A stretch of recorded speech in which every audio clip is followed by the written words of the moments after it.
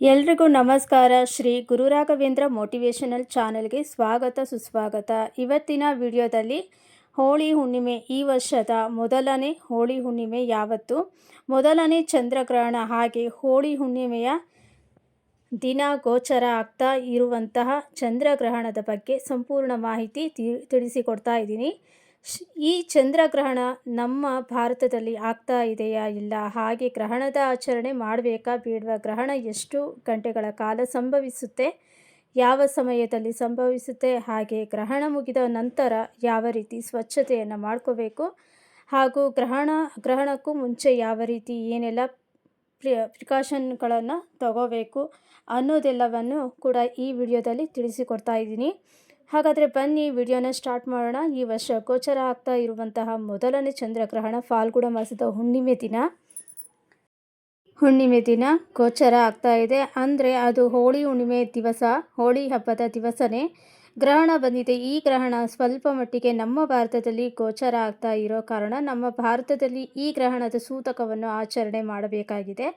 ಈ ವರ್ಷ ಅಂದರೆ 2026ನೇ ಇಸವಿಯಲ್ಲಿ ಮಾರ್ಚ್ 3ನೇ ತಾರೀಕು ಮಂಗಳವಾರ ದಿವಸ ಸಂಭವಿಸ್ತಾ ಇದೆ. ಹಾಗೆ ಈ ಚಂದ್ರಗ್ರಹಣ ಈ ವರ್ಷದ ಅತ್ಯಂತ ದೀರ್ಘವಾದಂತಹ ಗ್ರಹಣ ಅಂತ ಹೇಳ್ಬೋದು.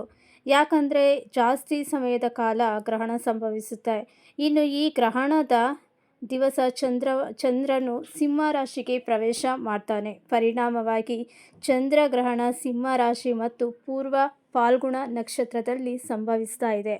ಇನ್ನು ಮಾರ್ಚ್ 3ನೇ ತಾರೀಕು ಮಂಗಳವಾರ ದಿವಸ ಗೋಚರ ಆಗ್ತಾ ಇರುವಂತಹ ಈ ಚಂದ್ರಗ್ರಹಣ ಭಾರತದಲ್ಲಿಯೂ ಕೂಡ ಕೆಲವು ನಿಮಿಷಗಳ ಕಾಲ ಕಂಡು ಬರೋದ್ರಿಂದ ಸೂತಕವನ್ನು ಆಚರಣೆ ಮಾಡಬೇಕಾಗಿದೆ. ಇವಾಗ ಈ ಚಂದ್ರಗ್ರಹಣ ಯಾವ ಸಮಯದಲ್ಲಿ ಗೋಚರವಾಗುತ್ತೆ, ಹಾಗೆ ಯಾವಾಗ ಮುಕ್ತಾಯಗೊಳ್ಳುತ್ತೆ ಅನ್ನೋದನ್ನು ತಿಳ್ಕೊಳ್ಳೋಣ. ಮಾರ್ಚ್ 3ನೇ ತಾರೀಕು ಮಂಗಳವಾರ ಮಧ್ಯಾಹ್ನ 3:20 ಚಂದ್ರಗ್ರಹಣ ಆರಂಭವಾಗುತ್ತೆ. ಹಾಗೆ ಸಂಜೆ 6:47 ಈ ಚಂದ್ರಗ್ರಹಣ ಕೊನೆಗೊಳ್ಳುತ್ತೆ. ಒಟ್ಟಾಗಿ ಚಂದ್ರಗ್ರಹಣ 3.5 ಗಂಟೆಗಳು ಸಂಭವಿಸುತ್ತದೆ. ಇನ್ನು ಈ ಚಂದ್ರಗ್ರಹಣ ಎಲ್ಲೆಲ್ಲಿ ಗೋಚರವಾಗುತ್ತೆ ಅಂತಂದರೆ ಏಷ್ಯಾ ಖಂಡದಲ್ಲಿ ಗೋಚರವಾಗುತ್ತೆ, ಹಾಗೆ ಆಸ್ಟ್ರೇಲಿಯಾದಲ್ಲಿ, ಉತ್ತರ ಅಮೆರಿಕ ಭಾಗಗಳಲ್ಲಿ, ಹಾಗೆ ಭಾರತದ ಕೆಲವು ಕಡೆ ಕೂಡ ಈ ಗ್ರಹಣ ಗೋಚರವಾಗ್ತಾ ಇದೆ. ಇನ್ನು ಕೆಲವರು ಹೇಳಬಹುದು ಚಂದ್ರಗ್ರಹಣ ಮಧ್ಯಾಹ್ನ 3:20ರಿಂದ ಶುರುವಾಗಲಿದೆ. ನಮ್ಮ ಭಾರತದಲ್ಲಿ ಚಂದ್ರೋದಯ ಹಾಗೆ ಇರಲ್ಲ. ಯಾವ ರೀತಿ ಸೂತಕ ಇರುತ್ತೆ ಅಂತ ಆದರೆ ಚಂದ್ರಗ್ರಹಣ 6:47 ಕೂಡ ಇರುತ್ತೆ. ಹಾಗಾಗಿ ಚಂದ್ರೋದಯ ನಮ್ಮ ಭಾರತದಲ್ಲಿ 6:22 ಆಗುತ್ತೆ.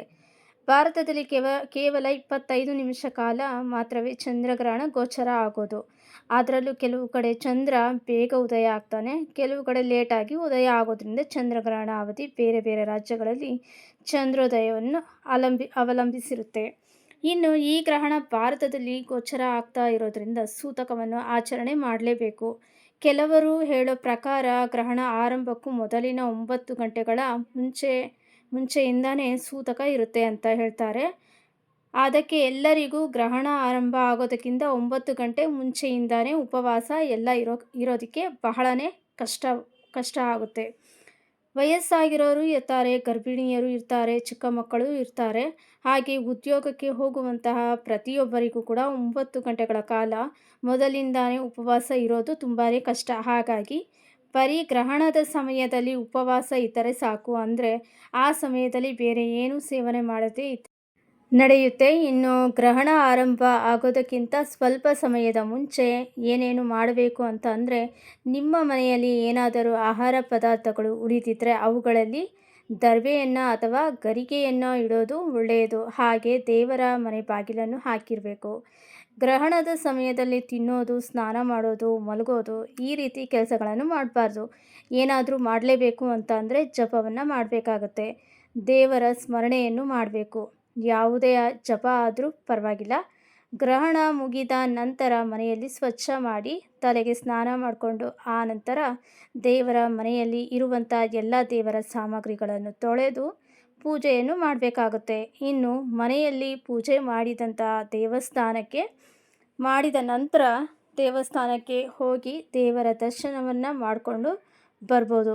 ಹಾಗೆ ಯಾವ ರಾಶಿಯಲ್ಲಿ ಗ್ರಹಣ ಸಂಭವಿಸ್ತಾ ಇದೆಯೋ ಹಾಗೆ ಯಾವ ನಕ್ಷತ್ರದಲ್ಲಿ ಸಂಭವಿಸ್ತಾ ಇದೆಯೋ ಅಂಥವರು ಅಂದರೆ ಇವಾಗ ಚಂದ್ರಗ್ರಹಣ ಸಿಂಹ ರಾಶಿಯಲ್ಲಿ ಸಂಭವಿಸ್ತಾ ಇರೋದ್ರಿಂದ ಸಿಂಹ ರಾಶಿಯವರು ಅವರ ಯಥಾಶಕ್ತಿಯ ಅನುಸಾರವಾಗಿ ಅಕ್ಕಿ, ಹಾಲು ಅಥವಾ ಬೆಳ್ಳಿ ಈ 3 ವಸ್ತುಗಳಲ್ಲಿ ಯಾವುದಾದರೂ ಒಂದು ವಸ್ತುವನ್ನು ಬ್ರಾಹ್ಮಣರಿಗೆ ದಾನವನ್ನಾಗಿ ಕೊಡಬೇಕಾಗುತ್ತೆ. ಈ ರೀತಿ ಅಕ್ಕಿ, ಹಾಲು ಅಥವಾ ಬೆಳ್ಳಿ ಈ 3 ವಸ್ತುಗಳಲ್ಲಿ ಒಂದು ವಸ್ತುವನ್ನು ದಾನ ಮಾಡೋದ್ರಿಂದ ಗ್ರಹಣ ದೋಷಗಳು ಏನಾದರೂ ಇದ್ದರೂ ಅದೆಲ್ಲವೂ ಪರಿಹಾರ ಆಗುತ್ತೆ. ಹಾಗೆ ಗ್ರಹಣದ ಸಮಯದಲ್ಲಿ ಅವರು ಆದಷ್ಟು ಮೃತ್ಯುಂಜಯ ಮಂತ್ರವನ್ನು ಮಾಡೋದು ಬಹಳನೇ ಶ್ರೇಷ್ಠ.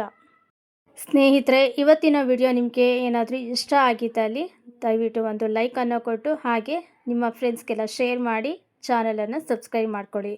ಇವತ್ತಿನ ವಿಡಿಯೋ ನಿಮಗೆಲ್ರಿಗೂ ಇಷ್ಟ ಆಗಿದೆ ಅಂತ ಅಂದ್ಕೊಳ್ತೀನಿ. ಮತ್ತೊಮ್ಮೆ ಹೊಸ ವಿಡಿಯೋದೊಂದಿಗೆ ಖಂಡಿತ ಬರ್ತೀನಿ.